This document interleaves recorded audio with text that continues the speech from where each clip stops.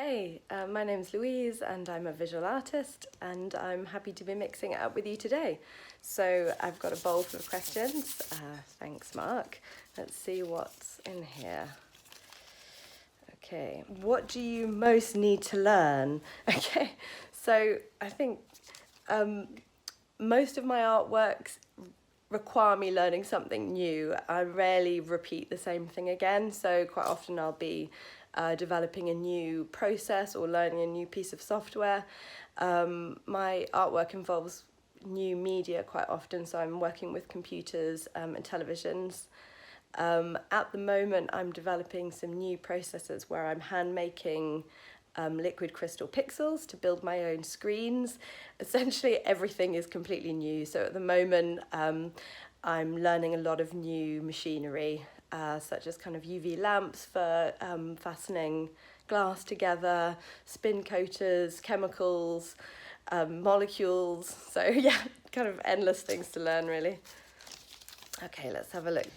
Can you describe the first piece of artwork you remember seeing?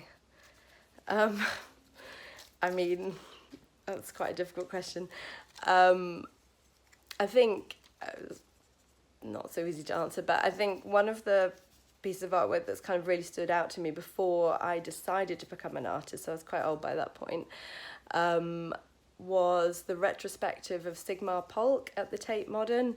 I think I was kind of just blown away by the ambition and the variety of his work, his kind of innovative techniques, the meaning behind his work, his kind of daringness. And so any of those large-scale paintings of the Watchtower, for instance, or his kind of photographic series with his father's uniform in places around Berlin or in Germany, they were extremely, they made a big impression on me. And I think past that point, I decided that maybe art was something that I just was not going to be able to avoid, and I kind of had to pursue further. So Sigmar Polke. Let's have a look. What else is coming up here? Okay, what piece of information should every artist have? Have courage, maybe. I think it's been, well, for me at least, it's been quite a difficult process so far.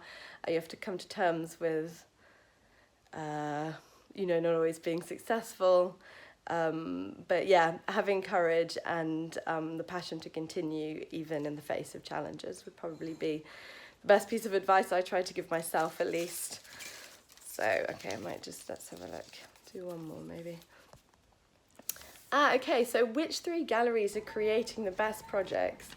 So I'm currently in Barcelona. I live here now, so I'm going to do a bit of representing the places here. There's a lot of great art being produced in a lot of wonderful galleries.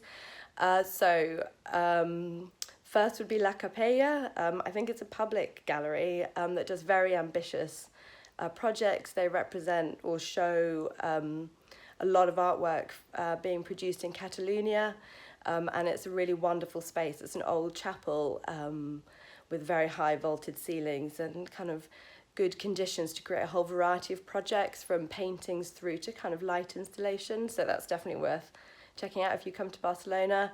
The other two would be two, I guess, private galleries. One is called House of Chapaz, which is in the west.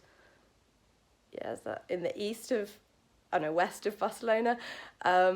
They are, again, a very avant-garde gallery that represent a lot of artists from this region, creating ambitious projects with a lot of new media work. So, for instance, computers, digital artworks, installation. So that's definitely worth looking at. And the last one is Bonbon Projects, which is actually in the centre of the city, and it's a female-run private gallery, again representing work from this kind of area of Catalonia, and just had some very beautiful shows, actually, paintings, but also some interesting, unusual projects involving photocopiers or kind of medium that you wouldn't really expect. So yeah, those are three places to definitely check out if you're in Barcelona. Right, let's do one more. What do you enjoy doing in your downtime?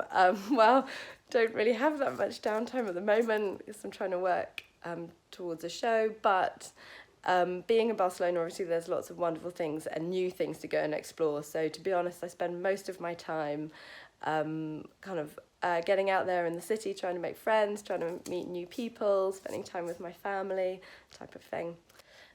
Thanks for letting me talk a little bit about myself and my practice, and if you'd like to find out anything about my work, you can find me on Instagram at l.ward.morris. Thanks, bye!